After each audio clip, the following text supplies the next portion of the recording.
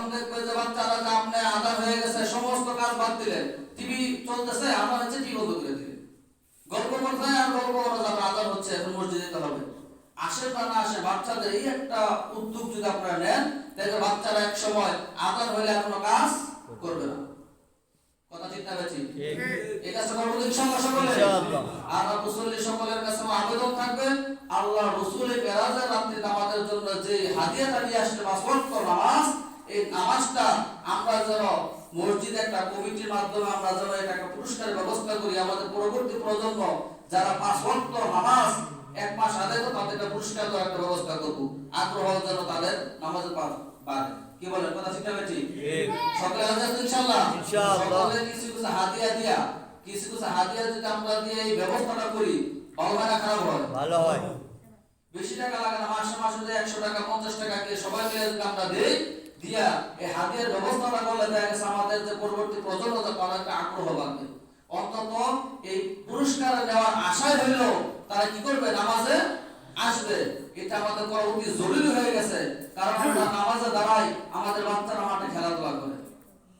কারণ আমার বাবারা দেখছি আমি, ওরা ওদের বাবাকে দেখে যে আদান হচ্ছে, আমার বাবা দোকানের ভিতরে পাওয়ার তুলে সিগারেট টানতেছে। হিন্দু থেকে তো মরলে মুখে আগুন দেয়, আর মুসলমানের বাচ্চা হইয়া জীবিত থেকে মুখে আগুন দেওয়া করতেছে। নাউজুবিল্লাহ। হিন্দুদের মরলে মুখে আগুন দেয়, আর মুসলমানের বাচ্চা হইয়া তারা জীবিত থেকে মুখে আগুন দিতেছে। এটা তোমার জন্য একটা গজব, মনে রেখো। তোমাকে আল্লাহ তাআলা এখন থেকে তোমাকে জাহান্নামের আগুনের একটা দাস তোমাকে দিয়ে দিছে। নাউজুবিল্লাহ। এজন্য আজকে থেকে আমরা তওবা করব এই সবার নারাজের রাত্র হইতে, যে সবার নারাজের রাতটা আল্লাহ তাআলা আমাদেরকে যে 5 ওয়াক্ত হাদিয়া দিল, এতদিন যাই করছি আজকে তো তওবা করলাম। আমরা যে কোনো পরিস্থিতিতে, যে কোনো সময়, যে কোনো কাজের ফাঁকে হইল, আমরা কাজকে দূরে রেখে আমরা আগে নামাজকে গুরুত্ব দিব। কি বলেন? ঠিক না ঠিক? ঠিক। তোমরা একটা এই ইসলামিক সংগীত আছে না, নামাজকে বলো না কাজ আছে, কাজকে বলো নামাজ আছে, এরকম একটা কথা আছে না? আমরা এই কথাটা আমল করব ইনশাআল্লাহ, যে নামাজকে কখনো বলবো না কাজ আছে, নামাজকে কি বলবো না কাজকে বলবো। যত বড়ই কাজ হোক না কেন, যে আমার নামাজ আছে, নামাজ পড়তে বড় কাজ। বরকত দিবেন কে? আল্লাহ। বরকত দিবেন কে? আল্লাহ। আপনার দোকানে ব্যবসা বাণিজ্য করতেছেন, আপনি 5 ওয়াক্ত নামাজ সঠিক মতো আদায় করেন। আদান হয়ে গেছে, দোকানে 7-8টা নামাজে মসজিদে চলে আসেন, দেখবেন যে ওইটুকু সময়ের ভিতরে যে কাস্টমারটা পাইতেন এর চাইতে 3 গুণ বেশি আল্লাহ তাআলা আপনাকে, 3 গুণ না 10 গুণ বেশি আল্লাহ তাআলা আপনাকে কি করবেন? কাস্টমার জোগাড় দিবেন। এই বিশ্বাসটা অন্তরে থাকতে হবে। আল্লাহ তাআলা সকলকে তৌফিক দান করুন, বলে আমিন। আমিন। এবং আরেকটা যে হাদিয়া আল্লাহ তাআলা আমাদেরকে দিলেন কি, সূরা বাকারার শেষ 2টা আয়াত।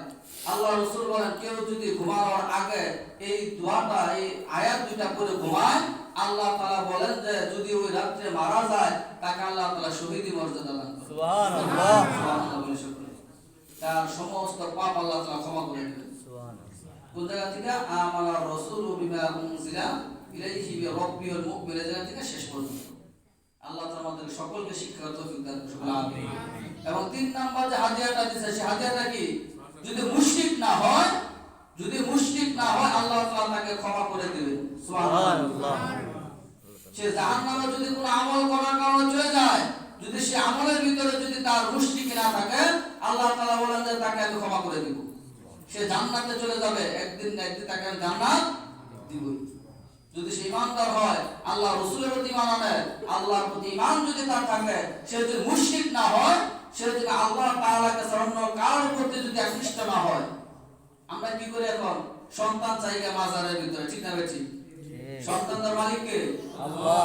বলে তো হুজুর এটা বলেন না, সে দিতে পারে, তার কাছে না গেলে হয় না, এরকম বলে না অনেকে। তাহলে গরু ছাগলের বাচ্চা হয়, তারা কোন মাজারে যায় রে ভাই? কি বলেন? কথা ঠিক না বেঠি? ঠিক। গরু ছাগলের বাচ্চা হয় না, কুকুরের বাচ্চা হয় না, তারা কোন মাজারে গিয়ে চাইছে? চাইছে কোন মাজারে যায়?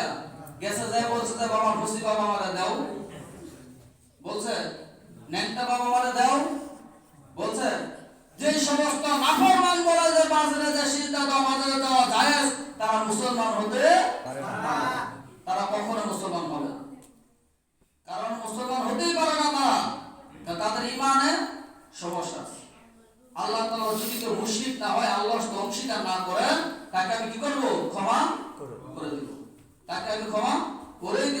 দিব, এর প্রতি বিশ্বাস রাখতে হবে এবং আমাদেরকে মুশরিক হওয়া যাবে না। সমস্ত কিছু করতে আল্লাহ তাকে রাখতে হবে। আল্লাহ তাআলা সর্বশক্তির অধিকারী, আল্লাহ তাআলা সর্বক্ষমতার অধিকারী। আল্লাহ তাআলার কাছে আমরা সমস্ত চাইব, অন্য কারোর কাছে চাইব না।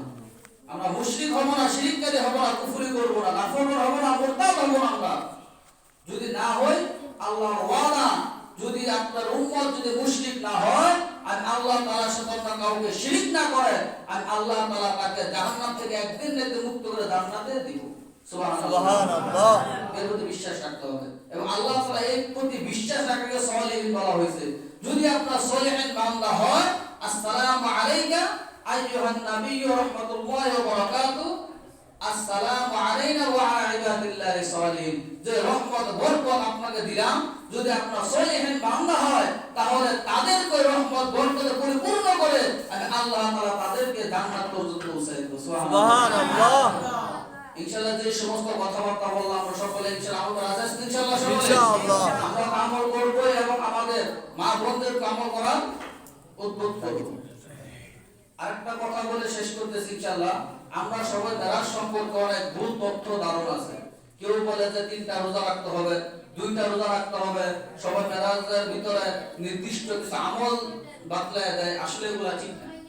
নবী করিম সাল্লাল্লাহু আলাইহি সাল্লামের কাছ থেকে, সাহাবাদের কাছ থেকে, কোন ইমামের কাছ থেকে, 4 ইমাম আমরা মানি না মাযহাব, আবু হানিফা রাহমাতুল্লাহর কাছ থেকে এরকম কোন দলিল পাওয়া যায় না। কোন ইমামের কাছ থেকে দলিল পাওয়া যায় না যে সবাই মেরাজের রাতে এরকম বা নির্দিষ্ট কোন আমল আল্লাহ রাসূল বলছেন এবং সাহাবারা আমল করছেন। কিন্তু শুকরিয়া আদায়ের জন্য আমাদেরকে যে এত এত নিয়ামত দিলেন আল্লাহ তাআলা, সেই নিয়ামতের শুকরিয়া আদায় করার জন্য, আল্লাহর সন্তুষ্টির জন্য শুকরিয়া তাআলা আপনি ইবাদত করতে পারবেন, কিন্তু সব মেরাজের উপলক্ষে কি করতে পারবেন? শুকরিয়া আদায়। শুকরিয়ার জন্য যে আল্লাহ তাআলা আমাদের 5 ওয়াক্ত নামাজ দিয়েছেন নিয়ামত স্বরূপ, এই 5 ওয়াক্ত নামাজ আদায় করলে জান্নাত পাবো। যদি আমি মুশরিক না হই, যেন আমি শিরককারী না হই এবং আমি যেন নেক আমল বেশি বেশি করতে পারি, আমাকে যেন সমস্ত ধরনের শয়তানের ওয়াসওয়াসা থেকে মুক্ত দান করে, আমাকে যেন সমস্ত বিপদগ্রস্ত থেকে আল্লাহ তাআলা মুক্ত দান করে, এই বিষয়ে আল্লাহ তাআলার কাছে শুকরিয়া আদায় করে আমল করা, আল্লাহর দরবারে চাওয়াটা আল্লাহ হারাম করেন নাই। এটা জায়েজ করছেন, নফল ইবাদত করতে পারবেন, কিন্তু সবাই মেরাজ উপলক্ষে কিছু করতে পারবেন না, কোনো নিয়ত করা পারবেন না। নামাজ তো নফল নামাজ করতে কোনো সমস্যা নেই, সারা জিন্দেগি ওরা করতে পারবেন। শুধু আজকে মেরাজের রাত নয়, কালকে রাত্রে আপনি করতে পারবেন, কোনো সমস্যা নেই। সারাক্ষণ আপনি পড়েন, আপনার জন্য আল্লাহর রাস্তা, আল্লাহর দরজা সব সময় খোলা থাকে। এজন্য সবাই মেরাজ থেকে বিভ্রান্ত হবেন না। সবাই মেরাজে যে 3টা পুরস্কার দিয়েছেন, সর্বপ্রথম গুরুত্বপূর্ণ যে পুরস্কার সেটা হলো কি? 5 ওয়াক্ত নামাজ। আমরা যে 5 ওয়াক্ত নামাজটাই যেন দৃঢ়ভাবে, কঠিনভাবে আঁকড়ে ধরতে পারি, সেই তৌফিক আল্লাহ তাআলা দান করুন। সকলে আমিন। আজকে থেকে ওয়াদা করব, বিগত দিনে যাই আমরা ইবাদত করছি সেই ইবাদতগুলো আমরা যেন আর না করি। বদ আমলগুলো করছি না আমরা? করছি কিনা? করছি। গোপনে করে, প্রকাশ্য করে আমাদের বদ আমল আছে। আমরা এমন কিছু আমল করছি কেউ জানে না, জানে কে? আল্লাহ। আল্লাহ। কেউ জানে না, জানে কে? আল্লাহ। আজকে রাত্রিতে আপনি শুকরিয়া আদায় করার জন্য কিছু নামাজ পড়লেন, কিছু কোরআন তেলাওয়াত করলেন, কিছু জিকির আজকার করে আল্লাহ দরবারে বলবেন, আল্লাহ আমি তোমার গুনাহগার বান্দা, আমি যে গুনাহগুলো করছি কেউ জানে না, জানো তো তুমি। কেউ জানে না যে ঘটনা, সেই ঘটনা তো জানো তুমি। তুমি ছাড়া তো কেউ সাক্ষী ছিল না। কাল কিয়ামতের ময়দানে যদি তুমি পাকড়াও করে ফেলো, আমি তো বাঁচতে পারবো না। এর জন্য তোমার দরবার আজকে ক্ষমা চাই, মাপ চাই। আজকে মেরাজ উপলক্ষে আল্লাহর রাসূল যে হাদিয়া নিয়ে আসছে, যে হাদিয়ার জন্য শুকরিয়া আদায় করলাম।